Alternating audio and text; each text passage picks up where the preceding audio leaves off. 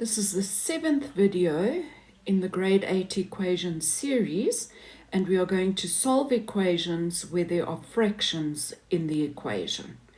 Let's look at the examples. Equations are now getting a little bit more difficult, but if you follow the steps, it won't be that difficult. Let's look at the first one.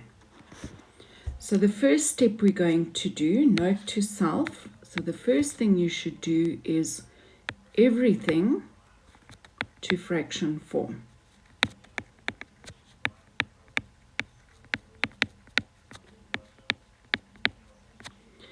So we need to write 9 as a fraction. We will write e over 4 equals 9 over 1. We want to get e on its own. So in order to do that, we want to cancel the 4. So if I multiply that by 4 over 1, I can cancel those two and I will get e on its own. Remember that what you do to the one side, you must do to the other side. So I multiply both sides by 4 over 1, and then I will get e equals 9 times 4 is 36. 36 over 1 is 36. So the second step is use the multiplicative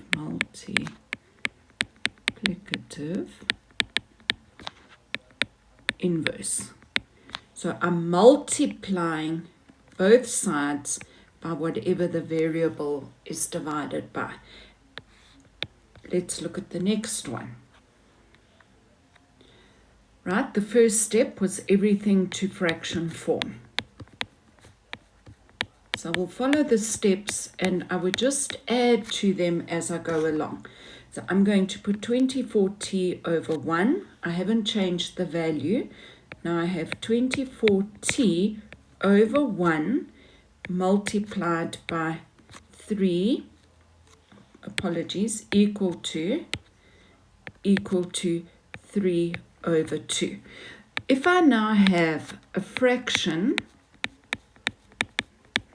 equal to a fraction, I'm going to cross multiply.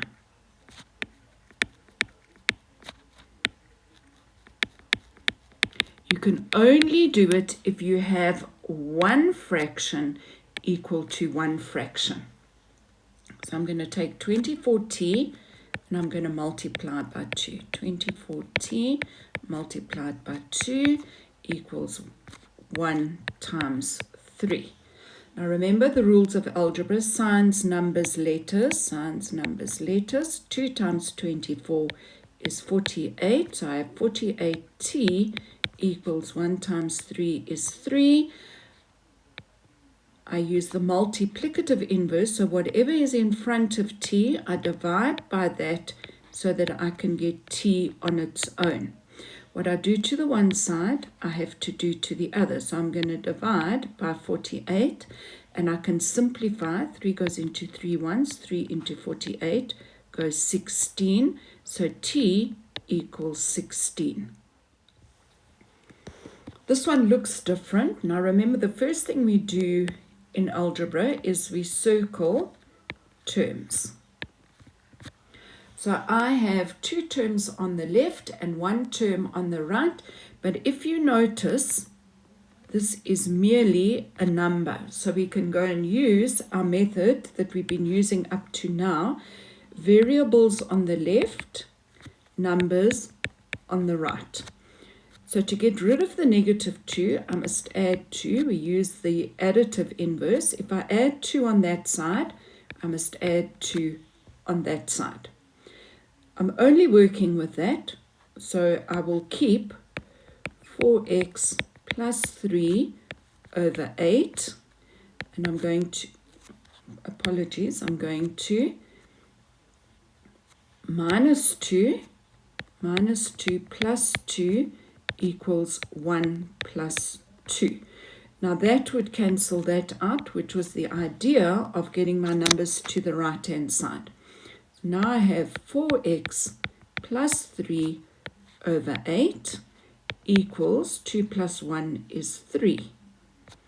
everything to fraction form, that would be 3/1. So the first step was isolate the variable.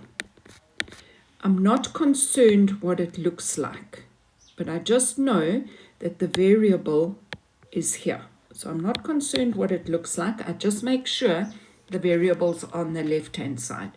The second thing was to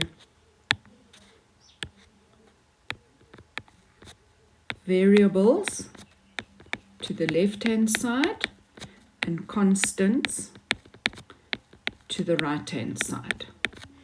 The next thing I have to do is I've got to make everything, or put everything in fraction form. So that is why I put 3/1. Now I have, please check, I have one fraction equal to one fraction. Because remember that your divide line makes this one term and it makes that one term. So put brackets around it. If I have one fraction equal to one fraction, I can cross multiply.